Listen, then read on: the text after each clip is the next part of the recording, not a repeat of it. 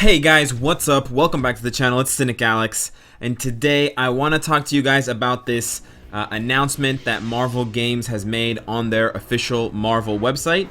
Now, this is a pretty big deviation from what I usually talk about. I'm usually in-game. I'm usually talking about specific game aspects for Marvel Future Fight, and I will be talking about Marvel Future Fight for the most part, but I want to take a step back and go up the ladder one time. So instead of just talking about Marvel Future Fight, let's look at how all Marvel games, or at least 4 prominent Marvel games, are handling this kind of reintroduction or reimagining of Black Bolt. I guess Future Fight wasn't the only game to give Black Bolt a big up with his new Tier 2. As you guys know, he got it alongside the A-Force a few days ago, but apparently it's not the only one. So it's been across all Marvel games, and that's what this announcement is from Marvel, and it's basically just bringing attention to the King of the Inhumans and his, supersonic voice. So they're putting a spotlight on the character, yada yada yada. They give you this introduction, and then they go into the 4 games that, have made changes to the character, who have the character in the game, and who, want to talk about the character. So we obviously have Future Fight in here. We also have Contest of Champions, Marvel Heroes, which is like a PC game, and then we have Marvel Tsum Tsum, I guess, which is we also have Marvel Puzzle Quest, and we have Marvel Tsum Tsum, which is like also kind of like a puzzle game for kids, kind of kid friendly anyways. So what I wanted to do kind of thing is, I'll get into the Future Fight stuff a little bit later, but I wanted to just make like a short analysis of what each of these different Marvel games said about Black Bolt. So let's read over what Contest of Champions said about Black Bolt. Now, Contest of Champions is kind of like an arcade game. It's kind of a beat-em-up game. It's got some comparisons to Future Fight, but in my opinion, Contest of Champions is not anywhere near as deep and as complicated and has, all of the different skill factors involved in it like Future Fight does. So it's kind of a different beast altogether, but it's popular in its own right. Can't knock that. But let's see what their art director, Gabrielle, had to say for Black Bolt. Black Bolt is a fascinating character. He's the embodiment of duty and responsibility as a monarch. He restrains his power, and he only uses it as a last result. In a world where we see our leaders becoming petty and egotistic, Blackagar, which is a fucked up name, by the way, Marvel. Blackagar Boltagon. He sounds like a dragon. Seriously, he sounds like a dragon. Represents the purest idea of an enlightened ruler, one who sacrifices for his own people. So there's a bit of like social commentary there, but overall, this kind of just makes me want to pick my nose. Pretty boring thing to say. Doesn't tell us anything about how the character plays in the game. Doesn't tell us anything about the game design at all. It basically just rehashes what we already know about the character, which is that he's the ruler and he can't talk. Really riveting stuff there for Contest of Champions, really enlightening stuff as well. We're gonna skip over, we're gonna go to Future Fight at the end for obvious reasons, but we'll look next at what Marvel Heroes had to do. I guess they had a new costume unveiled for him for this update, which is really cool. I think the Anad, all new and different costume is really cool. It's the same one that we have in Future Fight. And so they here say, the art director Chris Frenton says, silent and stoic. There is not much more to say about Black Bolt. I think the coolness of his costume speaks for itself, and I am proud of the attention the artist put into this model. I'm hoping our fans are speechless, pun intended, when they see Black Bolt in action. Also, Black Bolt destroys things with his voice. Enough said. So again, kind of just, giving themselves a pat on the back. Really not much to say. Marvel not Marvel Contest of Champions, but Marvel Heroes is a great game from the limited amount of time that I have had playing it. But I don't play it too regularly now because it's a PC title and I just don't have a lot of time to grind in that game.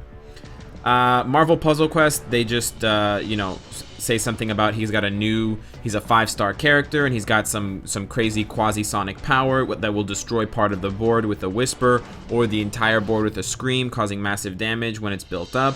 And his passive ability causes damage if it's not monitored. So I thought this was a little bit cooler. They're actually talking about how the character is going to be realized in their game, which is, I think, more interesting. Like, I don't really care what an art director of a game has to say about just a specific character's origins. Like, you know, I can find 1,000 different opinions on a character's origins. What I want to know is you make the game. I want to know how this character pertains to your game. If I'm invested in your game, or if I'm thinking about investing my time or my money or both into your game, I would rather know how you're, you know, envisioning this character, not just how the character is envisioned as a standalone character. So I feel like Marvel Heroes and Contest of Champions kind of missed the ball on that opportunity, but whatever, it's not a big deal. I mean, they have PR people, so they're obviously happy with what they said for Marvel. And then the cutest thing of all is Marvel Tsum Tsum. They're just like, his skill will be focused on his most devastating power, his voice. The animation will be destructive. Very, you know, short and to the point, not very, you know, enlightening at all. But anyways, guys, the one that I wanted to get to most notably is the Future Fight one. Now, I have to give props to my man, Do-hyun Cho, sorry. So we get a dev director this time, so he's probably more on the development side of things. He's not an art guy, and like, I don't even really need to read what he wrote to just illustrate my point. One of my points here in this video, he wrote like 4 fucking paragraphs, guys. Now, if you tell me that this guy's not dedicated to the game, and he's not dedicated to like everything that he's doing in regards to the game, this right here speaks mountains. You know, people want to say that Netmarble this or Netmarble that, they took away the gold, oh, Hulk isn't as strong as he should be. Fair enough, but like, if you just read through this, guys, you can tell that he really cares, and it's really awesome to see, and I really appreciate it. You got to read what this said, guys. Right here at the bottom, to increase his ability to survive, when Black Bolt advances to tier 2, he now becomes immune to damage when using the Quasi-Sonic Scream. Also, to show that sound waves are on the most part unavoidable, we added the Ignore Dodge buff to the skill. These changes will showcase a Black Bolt that aligns more closely with the original comics. He goes on to say a lot more interesting stuff, but it's actually really cool. When I originally reviewed the character and the tier 2 advancement, I was like, why is there a 50% dodge ignore? That's a huge buff, first of all, and it didn't make any sense. But if I step back and I think about it more from like a comic origin and like a canon type, you know, upgrade, that makes total sense. Sound waves, unavoidable, undetectable. Not undetectable, but you know, you can't see them and stuff like that. So it's actually really fucking genius. And so I wanted to highlight that for you guys, because I'm sure a lot of people don't spend the time to read this stuff, but I did, and I just saw that there was such an obvious gap between what the Future Fight people, you know, the devs over at Netmarble or Netmarble Monster, whatever, the kind of effort that they put into their soundbite, their, you know, their little blurb about, well, long ass blurb, big fucking blurb for Black Bolt in comparison to all these other Marvel games. It's just like a joke. I think the text for all of the other blurbs combined is still shorter than theirs. So, you know, I don't want to make this too much of a circle jerk video about Future Fight and about the devs for Future Fight, but I think these kind of moments are good to have in combination or side by side with like in-game moments. And I think it's really good to see illustrations of the passion and the dedication behind the development team outside of the in-game changes and in-game balances and content patches and stuff like that. So I have to say I'm very impressed with them, and I'm very impressed with this guy, Do-hyun Cho. Sorry for fucking up your name originally, but amazing. Yeah, fantastic job, and continue your work, dude. Not that you weren't going to, but yeah. But the ruckus over this post, or the reason why this post was brought to a lot of people's attention, actually is because of this picture right here. So if you guys are not familiar, that's obviously Black Bolt, but everything else basically in the frame is unfamiliar to us. So I'll start from the most obvious place, which is the background. The background looks like some type of arena. It looks royal in a lot of ways, but it's not something we have a model for in the game yet. We've actually never seen anything like this before, aside from that blue shield, which is just a barrier that comes up to prevent you from progressing. So a lot of people are saying that this is an Asgardian level that is being teased for the upcoming Asgardian patch, which may or may not coincide with Ragnarok, Thor, the new Thor movie. Now, keep in mind the new Thor movie comes out in about a year. So if this is the tease, then we're definitely playing the long game here, and we're going to be wet for a while.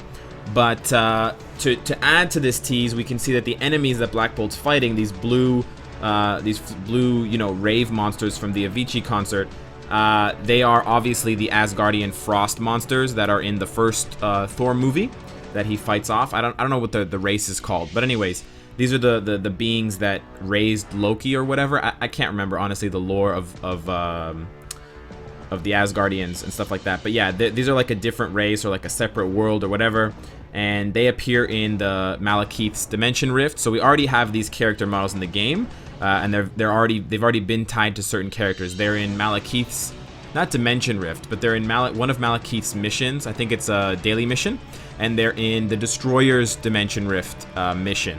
So yeah, this is highly likely that this is a this is the new tease for the Asgardian update. And the last thing I want to bring to your guys' attention as far as the this being a potential update spoiler, if you see in the top left hand corner where it says 12.3, next to 12.3 in Korean it says chapter. So this is saying chapter 12.3. If you guys don't know, in the game there are only 10 chapters. So the final chapter of the game is 10.8, and that was 12.3. So theoretically, this new Asgardian update would be bringing probably not more than 2. So 2 new chapters to the game, chapter 11 and chapter 12. And so that was chapter 12.3, probably of a total of, let's say, 12.8. So we might get, you know, 11.1 to 11.8, and then 12.1 to 12.8, kind of like how we have here, 9.8 and then 10.1 all the way to 10.8. So that's really interesting, and it's a very, very cool spoiler if it's true. Now, we haven't gotten any confirmation from Netmarble or from anybody associated with the game, so I kind of want to believe it, but we don't have anything else to go on right now aside from that screenshot. So I just wanted to bring this attention to you guys, and I wanted to bring attention not only to the spoiler, the potential spoiler, and the hints and the clues that are upcoming for this Asgardian update. I know we just had the Doctor Strange thing, but people are already really, really hyped about the Asgard update because we can't wait to get new story mode content for one, but for two, as many people want to believe, the Asgardian characters are probably going to get their tier 2 with that update. So that means tier 2s for Thor, Destroyer, Loki, Angela, Jane Foster, and Sif. So lots of characters that would be getting their tier 2s if that were to be the case. And so I myself as well, I'm very excited for it. And I also just wanted to bring this attention to you guys because of what the dev said, and you know how I think that's really cool. So let me know what you guys think. Let me know what your thoughts are on all of that, and on that article, and on the leaked, not leaked, but on the kind of intentional teaser screenshot that they sent over to include in the article. And of course, guys, if you like what you see, I hope to see you again tomorrow. Take care.